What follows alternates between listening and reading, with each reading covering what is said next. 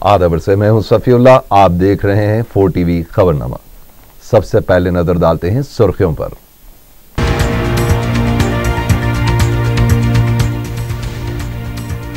Food security card के लिए हद आमदनी शहरी इलाकों में 2 लाख और देही इलाकों में 1.5 लाख मुकर्रर।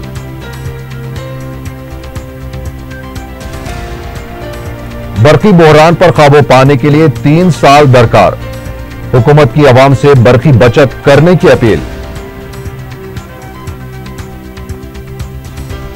तालीम के जरिए ही बाइज्जत जिंदगी गुजारी जा सकती है, दारुस्सलाम में तालीमी इमदाद तकरीब से सदर मजलिस का खिताब। और सरदार पटेल की तरह नरेंद्र मोदी भी आरएसएस पर पाबंदी लगाएं, मोहम्मद अली शब्बीर ने किया मुतालबा।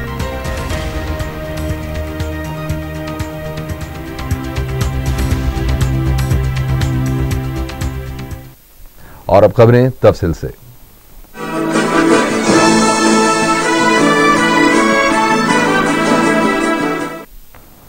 फूड सिक्योरिटी कार्ड के जरिए खानदान के हर फर्द को 6 किलो चावल फराहम किए जाएंगे।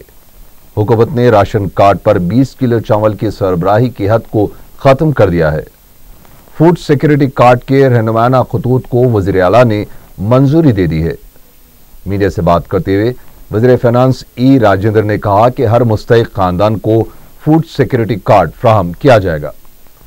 उन्होंने कहा कि चावल की कीमत में 1 रुपया फी किलो ही रखी गई है, लेकिन हद आमदनी की शर्त में इजाफा किया गया है। देही इलाकों में 75,000 रुपये आमदनी को बढ़ाकर 1,50,000 रुपये और शहर में फूड सिक्योरिटी कार्ड के उसूल के लिए आमदनी को 2 लाख रुपये कर दिया गया है। वजीफेयाब मुलाजिमीन भी इस कार्ड के अहल होंगे। आधार कार्ड ना रखने वालों को भी फूड कार्ड्स जारी करने की हिदायत दी जाएगी। उन्होंने बताया कि फीस बाज अदायगी, आरोग्यश्री स्कीम और फूड कार्ड के लिए आमदनी की यही हद रहेगी। फूड कार्ड सिक्योरिटी कार्ड के जरिए सिर्फ राशन हासिल किया जा सकता है। हुकूमत के इस प्रोग्राम पर 2,000 करोड़ रुपए खर्च होंगे। उन्होंने कहा कि नए कार्ड जारी होने तक पुराने कार्ड्स पर राशन फराहम किया जाएगा और नए कार्ड की इजराई के बाद इजाफा चावल सरबराह किया जाएगा। అందరికీ 6 కేజీల చొప్పున బియ్యం ఇచ్చే దానికోసం తెలంగాణ ప్రభుత్వం ఈ నిర్ణయం తీసుకున్నది।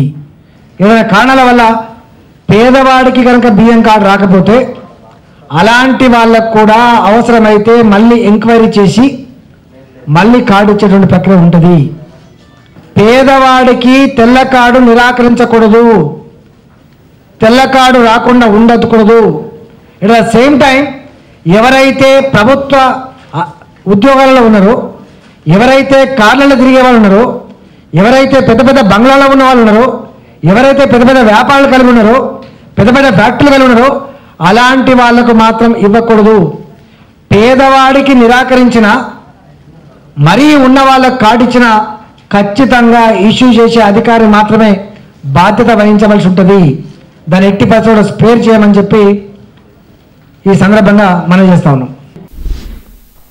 वज़ीर आला के चंद्रशेखर राव ने रबी मौसम में धान की काश्त ना करने की किसानों से अपील की है।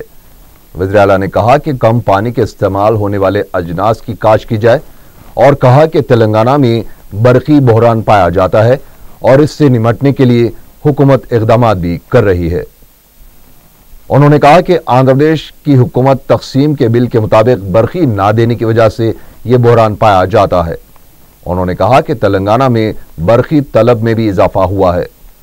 वज़ीर आला ने कहा कि 1000 मेगावाट बरकी छत्तीसगढ़ से खरीदी जा रही है और बताया कि आइंदा 3 सालों में रियासत में बरकी मसला खत्म हो जाएगा। केसीआर ने कहा कि हुकूमत बरकी बचत के लिए भी मुहिम चला रही है। वज़ीर फाइनेंस ई राजेंद्र ने 4 टीवी के जरिए अवाम से बरकी बचत करने की अपील की है।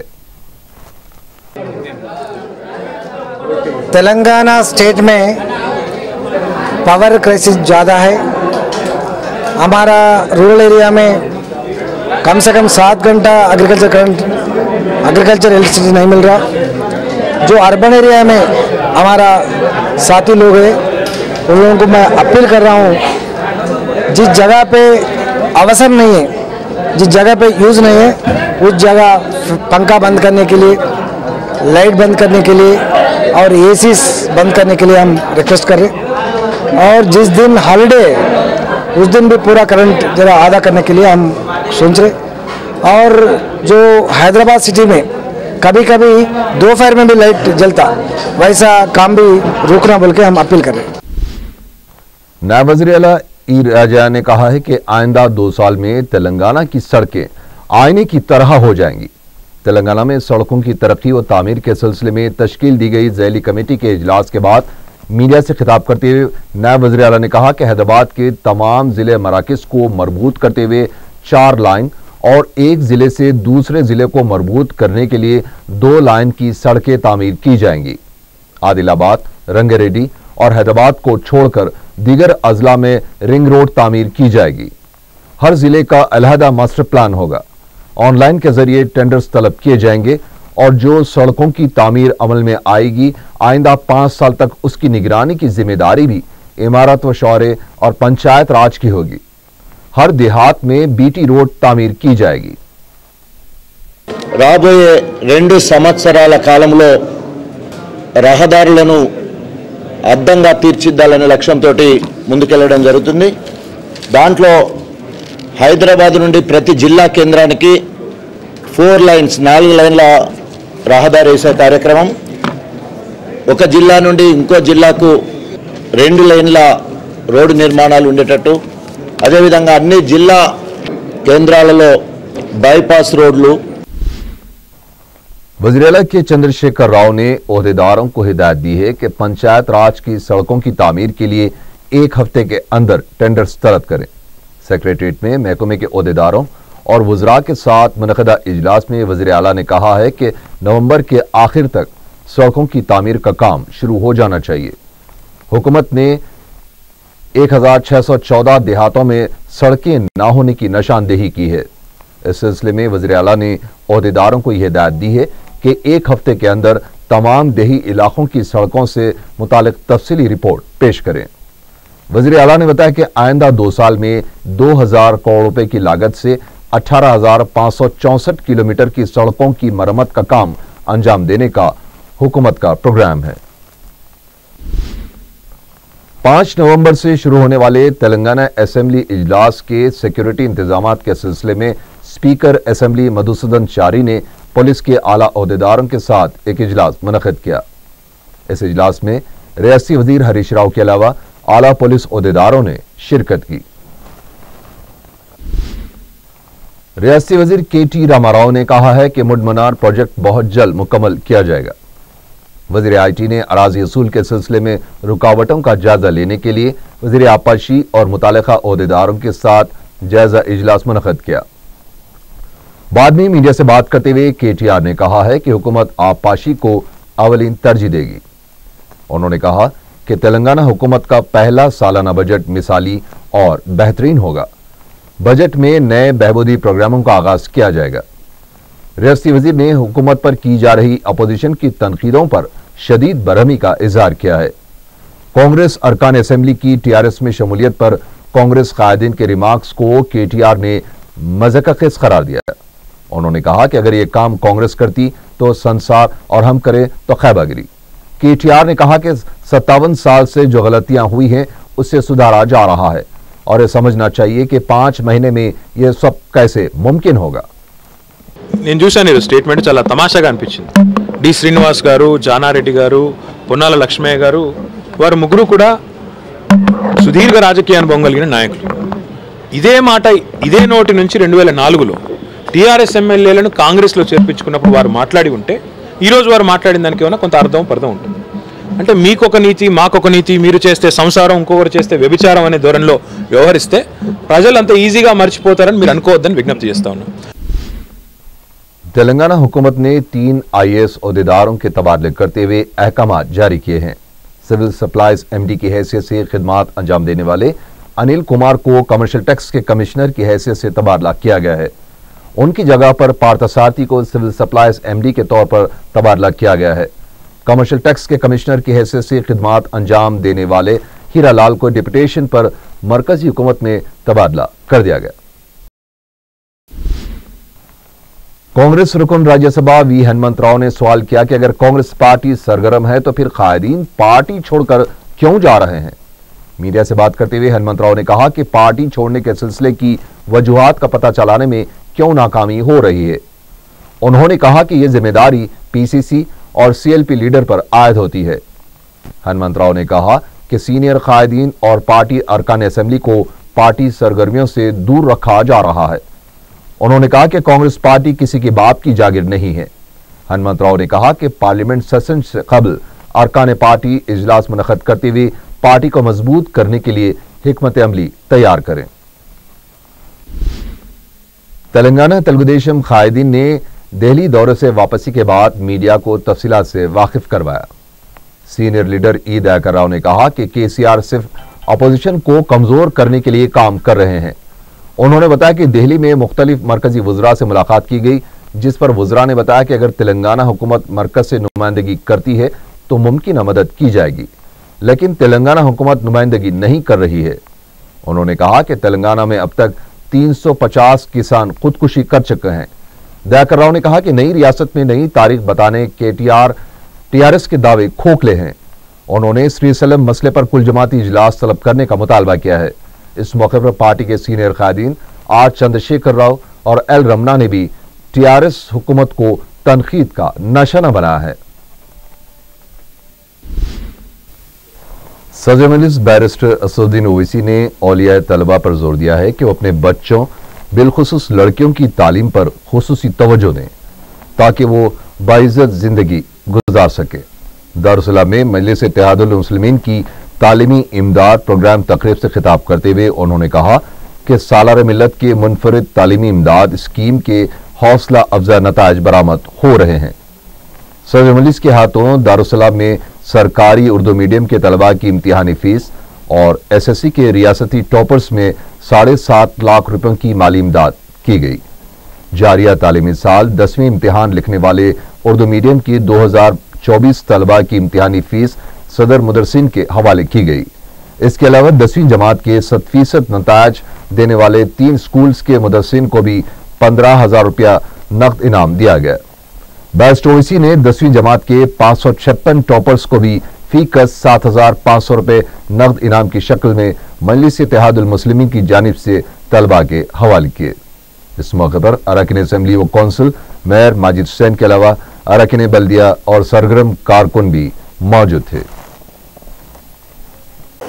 और मरहूम क़ायद सालार मिल्लत ने इस स्कीम का आगाज़ किया, जिसका मंशा और मकसद सिर्फ यही था कि इन गवर्नमेंट उर्दू मीडियम मदारिस में पढ़ने वाले बच्चे और बच्चियों को तालीम से उनको जोड़ा जाए और हमारे मुसलमानों में जो ड्रॉप आउट रेट है उस ड्रॉप आउट रेट को कम किया जाए और साथ ही साथ इन गवर्नमेंट मीडियम के उर्दू मदारिस को और अच्छा किया जाए, मजबूत किया जाए।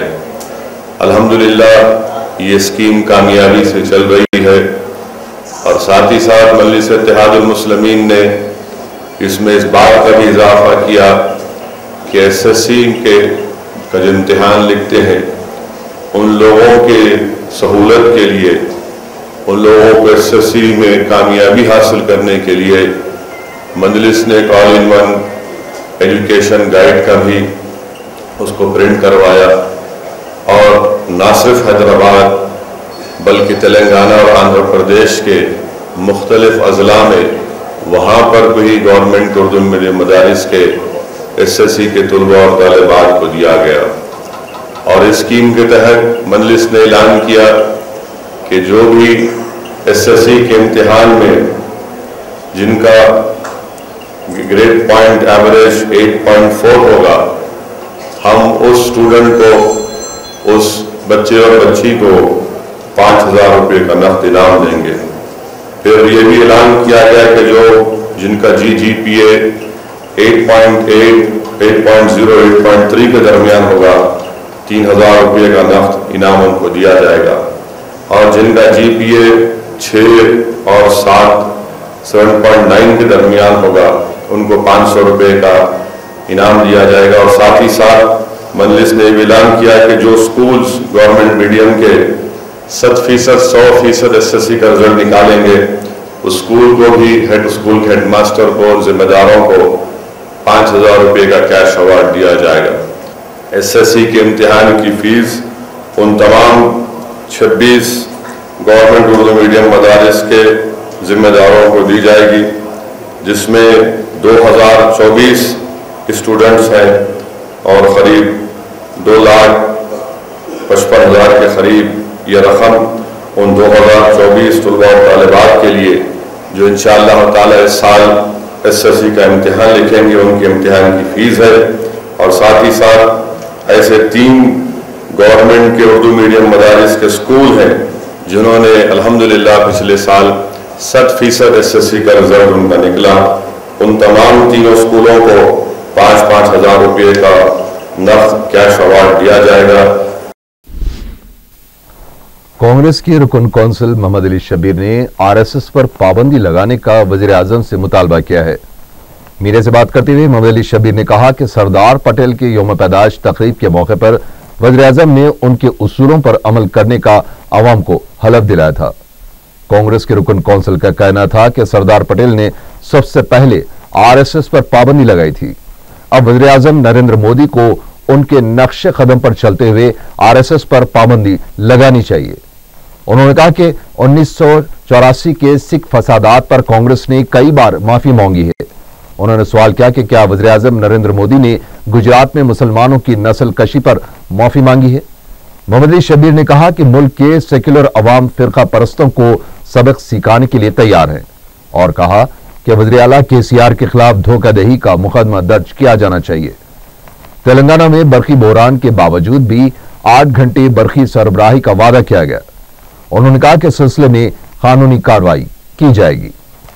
మీరు తక్షణమే RSS ను బ్యాన్ పెట్టితేనే వాళ్ళిద్దరిని మీరు శ్రద్ధాంజలి ఇచ్చినట్టు వాళ్ళ సిద్ధాంతాలను పాటించే వ్యక్తిగా మేము గుర్తిస్తాం।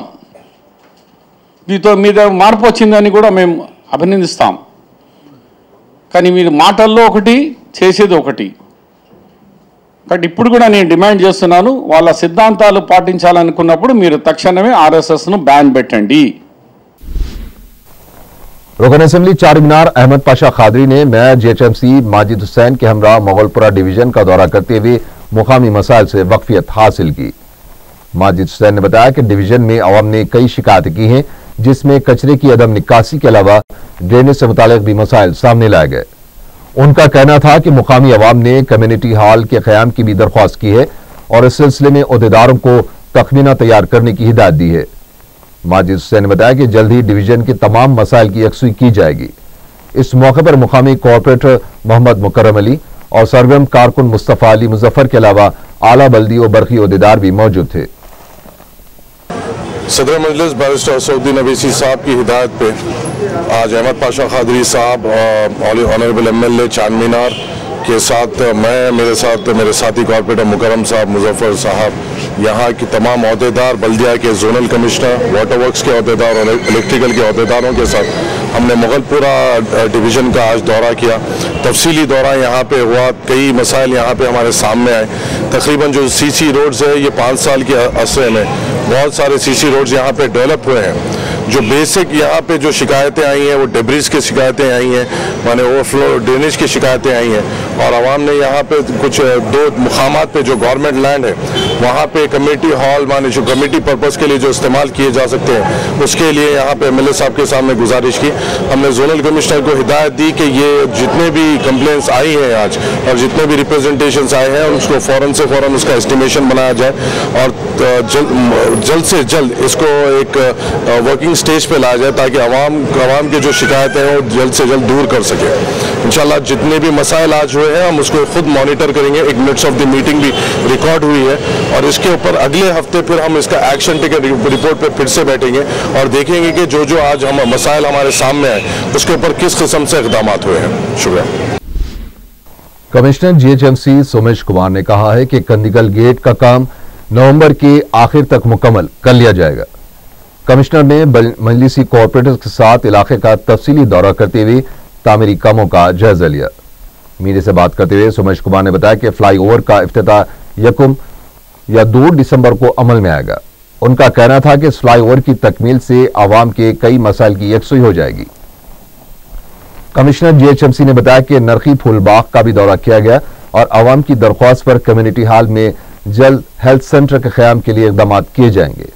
कमिश्नर जीएचएमसी के हमरा मजलिसी कॉर्पोरेटर समद बिन अब्दाद, कवी अंसारी के अलावा बल्दिया के आला ओहदेदार भी मौजूद थे। आज हम लोग कंदकल गेट का दौरा किए और ये काम आरओबी का जो काम चल रहा है और काफ़ी दिनों से ये काम हो रहा है। आज पूरा मुआयना करने के बाद सख्त हिदायत दी गई है कि नवंबर के आखिरी दिन तक ये काम पूरा होगा और 1 या 2 दिसंबर को इसका इनॉग्रेशन होगा। इसकी वजह से बहुत सारे लोगों को फ़ायदा होगा और एक नया इलाका जिसमें रोड क्रॉसिंग ये सब आराम से लोग कर सकेंगे और ये पूरा एरिया भी इसकी वजह से डेवलप होगा। साथ ही साथ हम लोग ये जो कम्युनिटी हॉल है इसको हम नरके पुलवा कम्युनिटी हॉल भी हम लोग आज दौरा किए।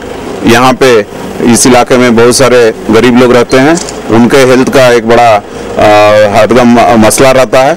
उसके लिए एक अर्बन हेल्थ सेंटर भी यहाँ पे जल्दी शुरू किया जाएगा। आज ही मैं डिस्ट्रिक्ट कलेक्टर और अर्बन जो अपना डीएमएचओ उन लोगों से बात करके अगले 10 दिन में इसको शुरू कराने की कोशिश करूँगा। सरकारी वजीफे ख्वारों के लिए लाइफ सर्टिफिकेट्स दाखिल करने की आखिरी तारीख 30 नवंबर मुकर्रर की गई है। जरा के मुताबिक सन 1995 पेंशन स्कीम के मुलाजिमीन और सन 1971 स्कीम के फैमिली पेंशनर्स को मज़कूरा तारीख तक अपने लाइफ सर्टिफिकेट्स दाखिल करना होगा। बसूरत दिगर 1 जनवरी 2015 से उनका वजीफा बंद कर दिया जाएगा। वजीफे ख्वारों को लाइफ सर्टिफिकेट्स उनके बैंक में दाखिल करना होगा, जिसका pension payment order number, account number के अलावा फोन और मोबाइल नंबर भी लिखना होगा। ओवैसी हॉस्पिटल की जानिब से 1 नवंबर से 2 रोजा मैकेनिकल वेंटिलेटर वर्कशॉप का आगाज हुआ। दवाखाने के डॉक्टर अशफाक हुसैन ने मीडिया को बताया कि निमोनिया, अमराज क़ल्ब, फालिज और फेफड़ों के मरीजों को तनफ्फुस की मुश्किलात से राहत देने के लिए वेंटिलेटर इस्तेमाल किए जा सकते हैं और बताया कि नाकाबिल इलाज अमराज के मरीजों के लिए वेंटिलेटर्स इस्तेमाल नहीं किए जा सकते। उन्होंने मजीद बताया कि वेंटिलेटर इस्तेमाल से बेहतर नताइज बरामद हुए हैं। इस मौके पर शिरकत करने वाले वफूद ने वेंटिलेटर की अहमियत पर तफसीली रोशनी डाली।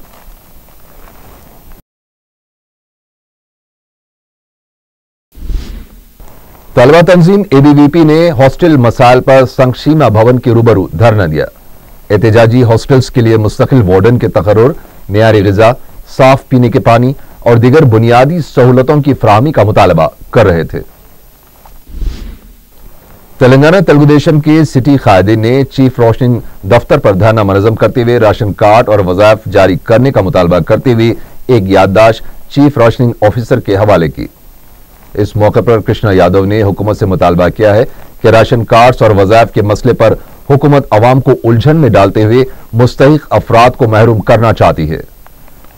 तेलुगुदेशम कायदीन ने जब सीआरओ दफ्तर का घेराव करने की कोशिश की तो पुलिस ने उन्हें गिरफ्तार कर लिया। संगारेड्डी के तहसीलदार जी गोवर्धन रेड्डी ने बताया कि मोमरीन, बेवाओं और मुलाजमीन के वजीफों की 20% दरख्वास्तों की इंक्वायरी मुकम्मल कर ली गई है। उन्होंने बताया कि दरख्वास्तों की जांच के काम के लिए 64 अफराद पर मुश्तमल 14 टीमें तश्कील दी गई हैं। उन्होंने मज़कूरा टीमों को हिदायत दी है कि अगर किसी बेवा के पास डेथ सर्टिफिकेट ना हो तो वो पड़ोसियों से मालूमात हासिल कर सकते हैं, जबकि माजूरीन के सर्टिफिकेट ना होने की सूरत में उसे दवाखाने के सदानंद कैंप से हासिल करते हुए दाखिल किया जा सकता है, जिसकी कोई आखिरी तारीख मुकर्रर नहीं है, लेकिन किसी भी सूरत में वजीफा ना रोका जाए। उन्होंने मजीद बताया कि दरअसल ये काम मुतालिका कमिश्नर बल्दिया का है, जिसे तहसीलदार अंजाम दे रहे हैं। आखिर में सुर्खियां एक बार फिर।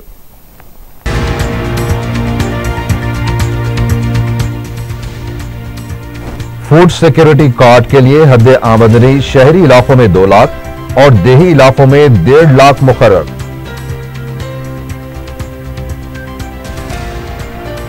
बरकी बहरान पर काबू पाने के लिए 3 साल दरकार। हुकूमत की अवाम से बरकी बचत करने की अपील। तालीम के जरिए ही बाइज्जत जिंदगी गुजारी जा सकती है।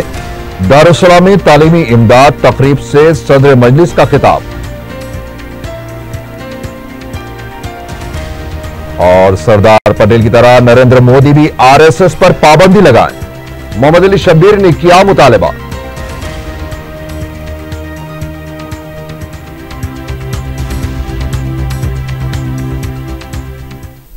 इसी के साथ ही 4 टीवी खबरनामा यहीं खत्म हुआ।